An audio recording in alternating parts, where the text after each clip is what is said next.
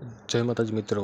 સૌરાષ્ટ્રની ધરતી સંત, સુરા, સતી અને જતીની ધરતી છે, જેના દરેક ખૂણે કોઈ ઇતિહાસ છુપાયેલો છે.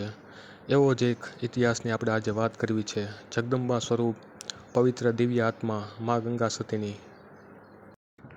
તેમના પતિ એટલે કે કહરસંગ બાપુ તથા પાનબાઈ માની. મા ગંગા સતીનો જન્મ ઈસવીસન 1846માં ભાવનગર જિલ્લાના જેસર પાસેના રાજપરા ગામે થયેલ. પોતે ક્ષત્રિય કુળમાં જન્મેલા. તેમનું પૂરું નામ સરવૈયા ગંગાબા ભાઈજી બાપુ. તેમના માતાનું નામ રૂપાળીબા હતું. ગંગા સતી માનું બીજું નામ હરિબા પણ હતું. મા ગંગા સતીને 4 ભાઈઓ પણ હતા. બાળપણથી જ ગંગા સતી માને ભક્તિમાં રસ હતો. વ્રત ઉપવાસ કરવા, સાધુ સંતોને જમાડવા, માટીની મૂર્તિ બનાવીને તેની પૂજા કરવી. વળી મા ગંગા સતી સ્તુતિ, ભજન, કીર્તન પણ મધુર સ્વરે ગાઈ લેતા. સમય જતાં તેમના લગ્ન આજના ઉમરાળા તાલુકાના સમઢિયાળા ગામે ગોહિલ કુટુંબમાં કહરસંગ બાપુને ત્યાં થયેલા. કહરસંગ બાપુ પણ ભક્તિવાન અને સાહસી હતા. ગુરુના આદેશ મુજબ સંસારમાં રહીને બંનેએ ભક્તિનો માર્ગ પકડેલો. કહરસંગ બાપુને લોકો ભગત બાપુ પણ કહેતા હતા. વળી કહરસંગ બાપુના પિતા એટલે કે કલભા ગોહિલ અને માતા વક્તુબા પણ ભક્તિભાવવાળા હતા. ત્યારબાદ મા ગંગા સતી અને કહરસંગ બાપુને લગ્ન જીવનમાં 2 દીકરીઓનો જન્મ થયો, જેમનું નામ બાયરાજબા તથા હીરાબા હતું. હવે વાત કરીએ પાનબાઈનો ઇતિહાસ શું છે. તો ઘણી એવી ખોટી માન્યતાઓ અત્યારે બહાર ફેલાયેલી છે કે પાનબાઈ મા ગંગા સતીના પુત્રવધુ હતા, પરંતુ એ વાત ખોટી છે. પાનબાઈ એ મા ગંગા સતીના નાનપણના બહેનપણી હતા. બંને સાથે મોટા થયા અને ગંગા સતી માના લગ્ન બાદ પાનબાઈને તેમની સાથે દાસી તરીકે મોકલવામાં આવેલા. પાનબાઈના પિતાનું નામ હમીરભાઈ પઢિયાર હતું. મા ગંગા સતી અને પાનબાઈ એકબીજાની સગી બહેનની જેમ જ રહેલા હતા. ગંગા સતી માના સંગથી પાનબાઈમાં પણ પ્રભુ ભક્તિનું સિંચન થયેલ અને સમઢિયાળામાં ભક્તિનો ત્રિભેટો જામ્યો. કહરસંગ બાપુના પિતાનું અવસાન થતાં કહરસંગ બાપુએ નક્કી કર્યું કે ગામની બહાર સીમમાં જઈને આશ્રમ બાંધીને રહેવું અને ત્યાં જ ભક્તિ કરવી. કહરસંગ બાપુએ ભક્તિ ખાતર પોતાનું રાજ દરબારગઢ જતું કર્યું. સમઢિયાળાની એ સીમમાં ભક્તિની રેલાઈ, સાધુ સંતોની જમાવટ થતી. બાજુમાં જ કળુભા નદી વહેતી. કહરસંગ બાપુએ ત્યાં હનુમાનજીની પણ સ્થાપના કરેલી છે, જે આજે પણ ત્યાં મોજૂદ છે. પણ કહેવાય ને, જ્યારે ભજન પાકે ત્યારે ભગવાન તમારી કસોટી કરવા ઉતરે છે. તેમ એક દિવસ સવારે કહરસંગ બાપુ નદીમાં સ્નાન કરી આશ્રમ બાજુ ચાલીને આવતા હતા, ત્યારે ગામમાંથી કેટલાક હરિજનના લોકો મરેલી ગાયને લઈને નીકળ્યા. ગામના ચોરે અમુક લોકો બેઠા હતા અને આ જોઈ રહ્યા હતા. બરોબર કહરસંગ બાપુ ચોરા પાસેથી નીકળ્યા અને એક વ્યક્તિ બોલ્યો, "એલા, ગાયને રહેવા દે, આ ભગત આવ્યા, હમણાં ગાયને જીવતી કરી દેશે." ચોરે બેઠેલા બધા લોકો ભગત બાપુની હસી મજાક ઉડાવવા લાગ્યા.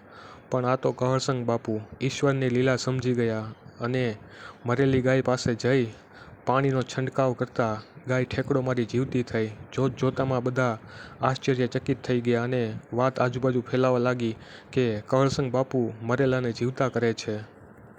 પરંતુ કહરસંગ બાપુને થયું, હવે જીવવું યોગ્ય નથી. હું કુદરતના નિયમને તોડનારો કોણ? મારાથી આ ન કરાય. અને બાપુએ સમાધિ લેવાનું નક્કી કર્યું. મા ગંગા સતીએ પણ સાથે સમાધિ લેવાનું નક્કી કર્યું, પરંતુ ભગત બાપુએ તેમને ના પાડી. અને પાનબાઈનું કોણ આ શબ્દો સંભળાવી ગંગા સતી બધું સમજી ગયા.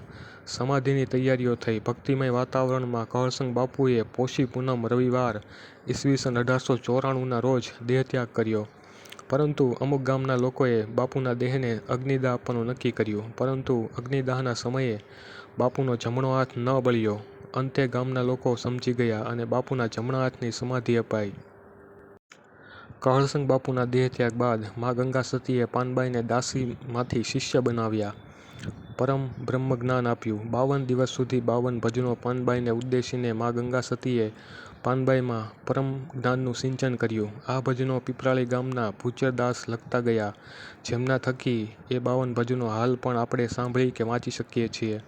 સતત 52 દિવસ સુધી મા ગંગા સતીએ પાનબાઈને સાચા સંતો, સદ્ગુરુની મહિમા અને આ જીવન સંસાર શું છે તેનો સાચો સાર બતાવ્યો.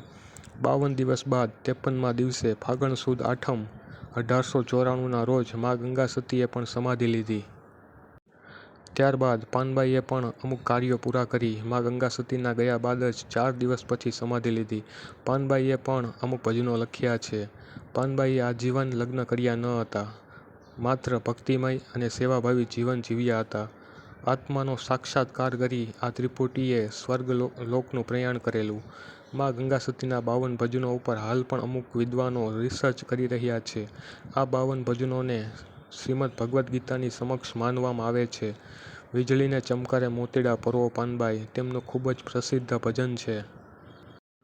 જો આ ભજનોનો સાચો અર્થ સમજી લઈએ તો જીવનને સાચી રાહ મળી જતી હોય છે. આજે પણ ઉમરાળ તાલુકાના સમઢિયાળા ગામે કાળુભા નદીના કાંઠે મા ગંગા સતીનો આશ્રમ આવેલ છે, જ્યાં આ ત્રણેય ત્રિપુટીની સમાધિઓ છે. હનુમાનજીનું મંદિર પણ છે, જ્યાં એકદમ શાંત પવિત્ર વાતાવરણ તમને જોવા મળશે. અહીં રહેવા તથા જમવાની પણ સુવિધા હોય છે. અહીં મોરારી બાપુએ ભવ્ય રામકથા પણ કરેલી છે. અતિ પવિત્ર આ જગ્યા છે. આજે પણ તમે આ આશ્રમમાં જશો તો તમને દિવ્ય શાંતિની અનુભૂતિ થશે. મિત્રો, વિડીયો ગમે તો લાઈક કરો, શેર કરો, સબસ્ક્રાઈબ કરો આ બધી ચેનલ જાણ્યા જેવી વાતો. અને અવશ્યથી અવશ્ય હું તમને કહું છું ને, એકવાર મા ગંગા સતીના આ 52 ભજનોને સાંભળજો. તમને ઘણું શીખવા મળશે, જીવન જીવવા મળશે.